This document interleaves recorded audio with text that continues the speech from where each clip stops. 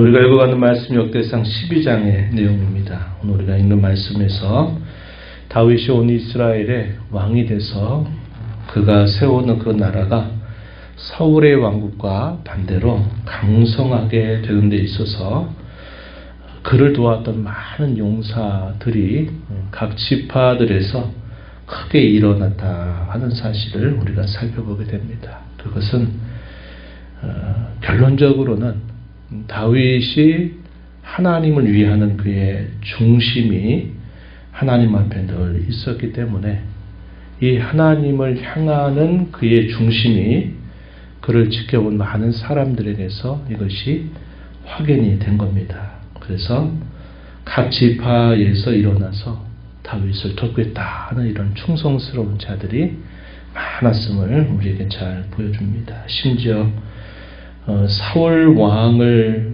낸 이 베냐민 지파 가운데에서도 그에게로 돌아와서 그를 돕는 많은 사람들이 있었다 하는 것을 우리가 보면서 다윗 왕국이 시간이 흘러갈수록 강성해졌던 그 배경에는 이러한 많은 사람들이 그와 함께 했다는 사실을 우리에게 잘 보여주고 있습니다.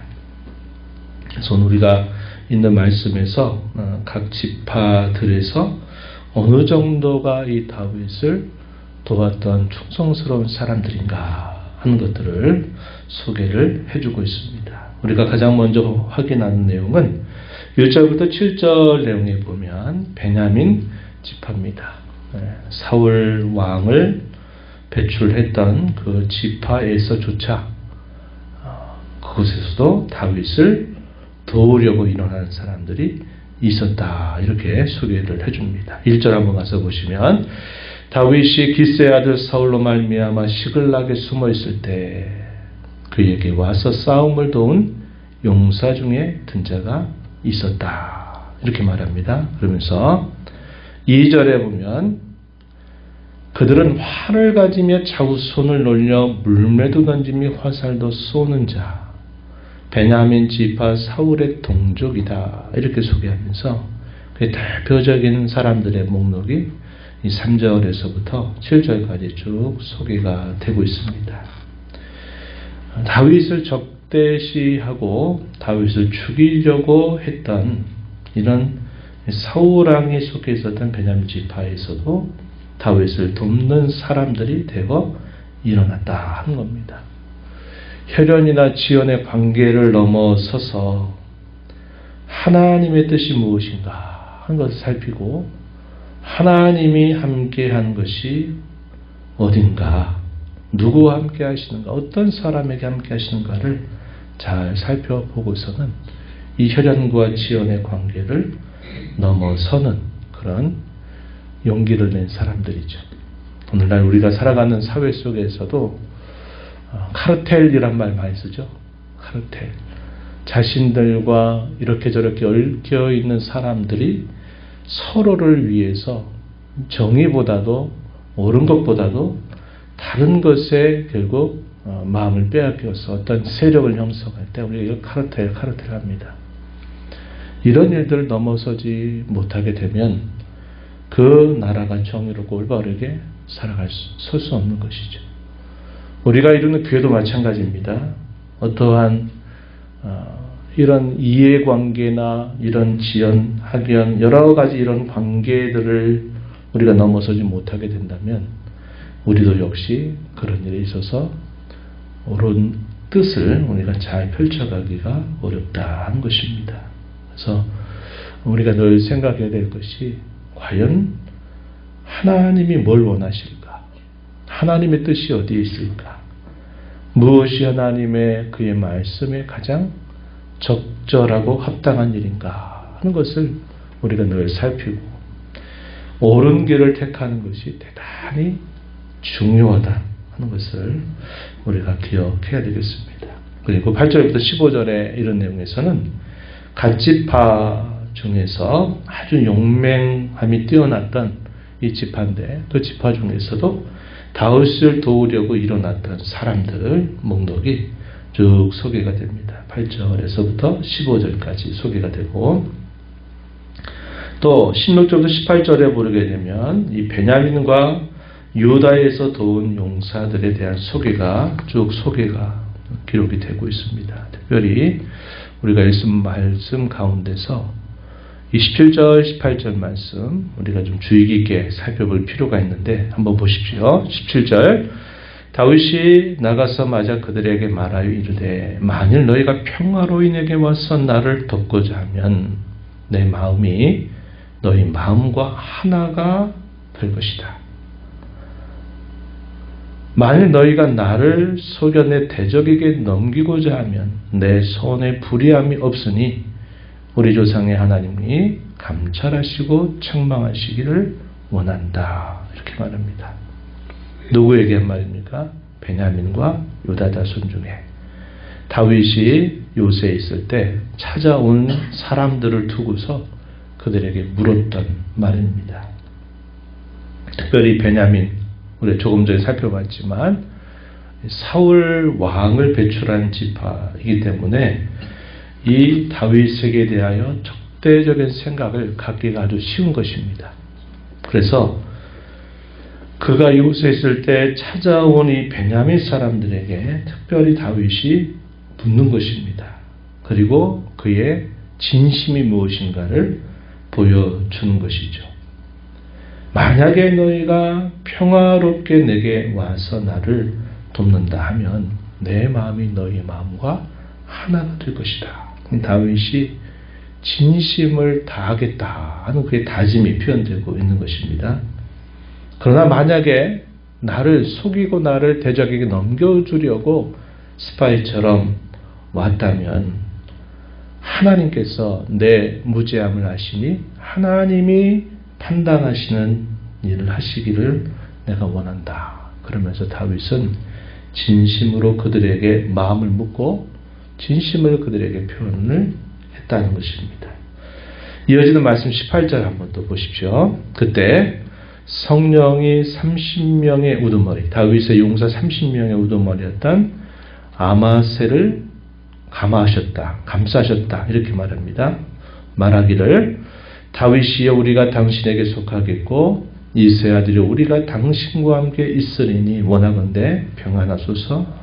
당신도 평안하고 당신을 돕는 자에게도 평안이 있을지니 이는 당신의 하나님이 당신을 도우심이니이다 한지라.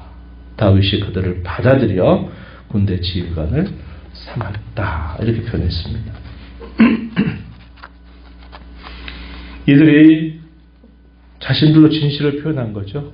성령께서 감싸셨다. 이렇게 말합니다. 그들의 대표가 말하기를 우리가 당신에게 속하겠습니다.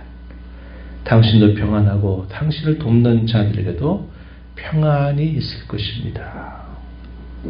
그 중요한 이유에 대해 뭐라고 말합니까?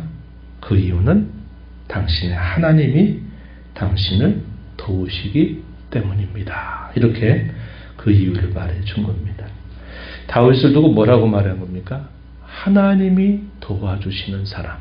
이렇게 다윗을 표현한 것입니다. 다윗을 오랜 시간 동안 지켜본 사람들이 다윗에 대해서 한 말이에요. 당신은 하나님이 도우시는 사람입니다. 이렇게 표현한 겁니다. 다르게는 뭐라고 표현할까요? 하나님께서 당신과 함께 하심을 우리가 보았습니다. 이것을 표현하고 있는 말이죠. 그래서 이 표현이 중요한 표현이 되는 거죠. 다윗을 오랜 시간 동안 지켜본 거죠.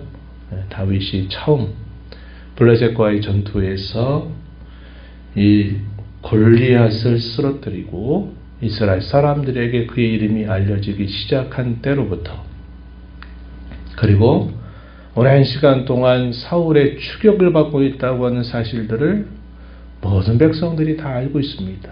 그래서 적지 않은 사람들이 사울의 편에 서서 사울에게 뭔가 인정받기 원해서 스파이처럼 다윗이 여기 숨었다, 또 저기 숨었다, 계속 이 다윗을 고발하고 그를 잡히도록 하는 많은 사람들이 있었던 반면에 다윗이 늘 하나님 앞에서 행하려고 하는 그의 중심을 지켜본 사람들은 다윗과 같은 그러한 여러 처지에 빠져 있거나 그런 처지를 경험한 사람들은 대부분이 다윗이 있는 그곳으로 찾아와서 우리가 당신과 함께 하겠다 하면서 다윗의 사람들이 계속 일어나게 되고 그들이 용사가 되어서 이 다윗이 세우는 그 나라를 강성하게 하는 데 있어서 결정적인 역할을 했음을 보여주고 있습니다. 이들이 어떻게 합니까? 12장 38절 오늘가 있는 말씀 뒤로 가서 보시면은 이렇게 표현했습니다. 이 모든 군사가 전열을 갖추고 다 성심으로 헤브론에 이르러 다윗을 온 이스라엘 왕으로 삼고자 하고 또 이스라엘에 남은 자도 다 한 마음으로 다윗을 왕으로 삼고자 하였다. 헤브론에서 7년 동안 유다 지파를 중심으로 유다의 왕이 되었을 때 마침내 이 북이스라엘 다른 지파 사람들이 찾아와서 많은 사람들이 찾아와서 다윗을 성심으로 온 이스라엘 왕으로 삼고자 해서 한 마음으로 다윗을 왕으로 세우는 일이 있었다. 이렇게 소개를 해줍니다. 많은 사람들이 다윗에게로 모여들었어요. 그래서 뭐라고 이들을 표현했느냐. 우리가 읽었던 22절에 오니까 이렇게 표현합니다. 큰 군대를 이루어 하나님의 군대와 같았다. 이렇게 표현했습니다. 마치 이 많은 사람들이 다윗에게 모였고 한 마음으로 다윗에게 모여서 그와 함께하겠다 하는 모습을 보니까 그것이 마치 하나님의 군대와 같았다. 이렇게 표현한 겁니다. 얼마나 이게 놀라운 표현인지 몰라요. 이렇게 그에게 많은 사람들이 모여든 중요한 이유는 우리가 살펴본 것처럼 여호와께서 함께 하시기 때문이다. 그래서 다윗이 점점 더 강성해져 가는 이유가 되었다. 이렇게 말합니다. 다윗이 하나님과 동행하는 삶은 처음부터 일관된 그의 삶의 모습이었습니다. 사람들이 다윗을 처음 사울 왕에게 추천을 할 때도 이 추천하면서 한 말이 어떤 말이냐면 사무엘상 16장 18절 말씀에 소개됐는데 이렇게 말합니다. 내가 베들레헴 사람 이새의 아들을 본즉 수금을 탈 줄 알고 용기와 무용과 구변이 있는 준수한 자라. 중요한 표현입니다. 여호와께서 그와 함께 계시더이다. 그를 추천했던 사람들의 말이었습니다.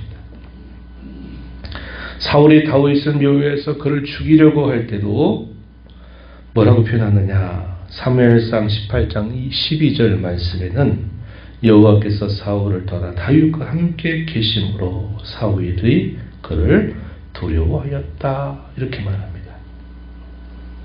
이후에 사울이 다윗을 자기 곁으로 떼어내서 천부장으로 임명해가지고 백성들 앞에 출입을 하게 했을 때도 그가 모든 일을 지혜롭게 행했다라고 말하면서 그것은 여호와께서 그와 함께 계시기 때문이었다. 이렇게 표현을 해줍니다. 사무엘상 18장 14절 이렇게 소개해요. 그래서 그가 살아가는 모든 삶 속에서 쭉 보면 사울왕조차도 다윗은 하나님이 함께하는 사람이다 하는 것을 보기 때문에 그가 다윗을 그렇게 죽이려고 혈안이 되었던 것은 그를 두려워하였기 때문이었다. 이렇게 그 이유를 설명해 주기도 합니다. 그리고 초기에 이 사울의 집과 다윗의 집 사이에 여러 전쟁들이 벌어지죠. 그 전쟁 속에서 하나님은 다윗을 더 강성하게 하는 반면에 사울의 집은 더 쇠퇴하게 하신 것을 성경이 우리에게 말해줍니다. 그래서 이 모든 것들은 결국 다윗이 하나님과 동행하는 삶을 살아왔다 하는 것을 밝혀주고 있는 말씀이 되는 겁니다. 그 결과가 마침내 시간이 흘러서 이렇게 많은 사람들이 그의 중심을 보고 하나님이 도우시는 사람이구나 하는 것을 깨닫고서 그와 함께 온 마음을 다해서 다 함께 하겠다 하는 것이 되면서 그 나라가 더욱더 강해지는, 그래서 이스라엘 역사 가운데 가장 이상적인 그런 왕국을 세우게 되는 계기가 되었음을 보여주고 있습니다. 성도로 살아가는 삶은 잘 먹고 잘 살고 많은 걸 누리고 흥황하는데 거기에 목적을 두어서는 안 됩니다. 이 성도의 삶의 진정한 목적은 하나님과 동행하는 삶에 있다. 이걸 말해야 돼요. 흥황하고 잘 되는 것은 결과에 지나지 않습니다. 물론 어떤 경우에는 결과조차도 사람들이 봤을 때 그게 뭐야? 하나님 잘 믿는다 그러고 하나님과 동행하는 삶을 살았던 사람의 결말이 그게 도대체 뭐야? 이렇게 사람들이 비웃을지 모르나 또 한편 이 흥왕이라고 하는 것 잘 되는 것은 하나님이 또 주시는 결과일 수도 있다는 것이죠. 그것은 결과지 결코 우리의 삶의 목적이 되어서는 안 된다는 겁니다. 결과는 하나님이 우리에게 주시는 것이고 우리는 우리를 사랑하신 그 하나님과 함께 늘 동행하는 것, 그것을 우리의 삶의 진정한 목적으로 여기고 살아야만 된다는 겁니다. 그것이 우리의 삶을 하나님 앞에 값지게 할 것이고 또 하나님이 우리를 값지게 보셔서 우리의 삶 속의 여러 많은 일들 속에서도 하나님이 우리를 도와주시고 다른 사람들이 볼 때도 저 사람은 하나님이 도와주시는 사람, 저 사람은 하나님이 함께 하시는 사람이야 하는 걸 통해서 하나님께 영광을 돌릴 수 있게 되는 것입니다. 남은 저와 여러분의 삶이 이러한 삶의 목적을 두고 하루하루를 하나님과 함께하는 삶, 그분께 묻는 삶, 그분의 뜻을 언제나 따라서 학연도 지연도 어떤 인간적인 관계도 넘어설 수 있는 그러한 신앙의 결단을 가지고 살아가는 저와 여러분이 되어서 하나님께 기쁨과 영광이 되기를 진심으로 축복합니다.